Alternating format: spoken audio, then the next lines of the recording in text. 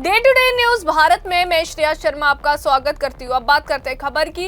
America और Iran के बीच एक बार फिर तनाव अपने चरम पर पहुंचता दिखाई दे रहा है। रविवार को अमेरिकी राष्ट्रपति डोनाल्ड ट्रंप ने ईरान को खुली चेतावनी देते हुए कहा कि अमेरिका ने ईरान के बेहद करीब अपनी सैन्य ताकत तैनात कर दी है। हालांकि इसके साथ ही ट्रंप ने यह भी दावा किया है कि अमेरिका अभी भी कूटनीति के रास्ते समाधान निकालने की कोशिश कर रहा है। यानी एक तरफ युद्ध की धमकी और दूसरी तरफ बातचीत की उम्मीद। ये दोहरी रणनीति एक बार फिर वैश्विक राजनीति में चिंता बढ़ा रही है।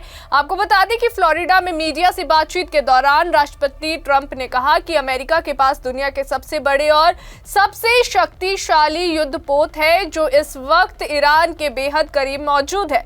ट्रंप के शब्दों में, हमने ईरान के पास सेना जरूर तैनात की है, लेकिन इसका मतलब ये नहीं है कि हम बातचीत नहीं चाहते, हम अब भी डील करना चाहते। हालांकि इसी बयान में उन्होंने ये भी जोड़ दिया है कि अगर डील नहीं होती है तो अमेरिका को ये समझना होगा कि आखिर कहां कमी रह गई है और फिर आगे क्या कदम उठाने हैं। ट्रंप की भाषा भले ही कूटनीति की बात करती दिखे, लेकिन उनके शब्दों में छिपी धमकी को नजरअंदाज नहीं किया जा सकता। उन्होंने साफ तौर पर कहा है कि अमेरिकी युद्धपोत ईरान की तरफ से बढ़ रहे हैं और अगर ईरान समझौता नहीं करता तो अमेरिका के पास कई विकल्प मौजूद है। ट्रंप ने कहा कि वे डील नहीं करना चाहते, लेकिन मुझे उम्मीद है कि ये डील हो जाएगी। अगर ऐसा नहीं हुआ तो फिर देखते हैं कि हम क्या कर सकते हैं। ये बयान सीधे तौर पर सैन्य कार्रवाई की ओर इशारा करते हैं। आपको बता दें, इस पूरे घटनाक्रम के बीच ईरान की तरफ से भी कड़ा जवाब सामने आया। ईरान के सुप्रीम लीडर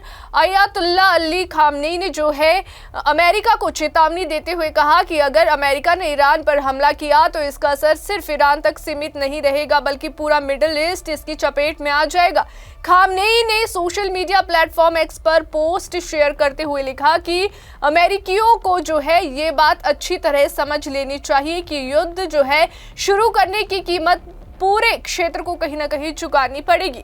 खामनेई का ये बयान सिर्फ चेतावनी नहीं बल्कि एक स्पष्ट संदेश है कि ईरान किसी भी हमले का जवाब देने के लिए पूरी तरह तैयार है। मिडिल ईस्ट पहले ही सीरिया, यमन, इराक और गाजा जैसे क्षेत्रों में संघर्ष से जूझ रहा है। आपको बता दें कि और ऐसे में अमेरिका ईरान टकराव पूरी दुनिया के लिए गंभीर संकट पैदा कर सकता है। विशेषज्ञों का मानना है कि अगर ये तनाव युद्ध में बदलता है तो तेल की कीमतों से लेकर वैश्विक अर्थव्यवस्था तक हर चीज पर इसका असर पड़ेगा। गौर करने वाली बात यहाँ ये है कि ट्रंप प्रशासन पहले भी ईरान के साथ परमाणु समझौते से बाहर निकल चुका है और तब से लेकर दोनों देशों के रिश्ते लगातार खराब होते गए हैं। अमेरिका का आरोप है कि ईरान परमाणु हथियार बनाने की कोशिश कर रहा है, जबकि ईरान इन आरोपों को सिरे से खारिज करता रहा है। इसी मुद्दे पर डील को लेकर बार बार बातचीत और टकराव की स्थिति बनती रही है। इस पूरे घटनाक्रम में सबसे बड़ा सवाल यही है कि क्या ये सिर्फ दबाव बनाने की रणनीति है या फिर अमेरिका और ईरान वास्तव में युद्ध के कगार पर खड़े हैं। ट्रंप का बयान जहां एक और ताकत का प्रदर्शन करता है, वहीं दूसरी ओर वे ये भी कहते हैं कि उन्हें अब भी डील की उम्मीद है।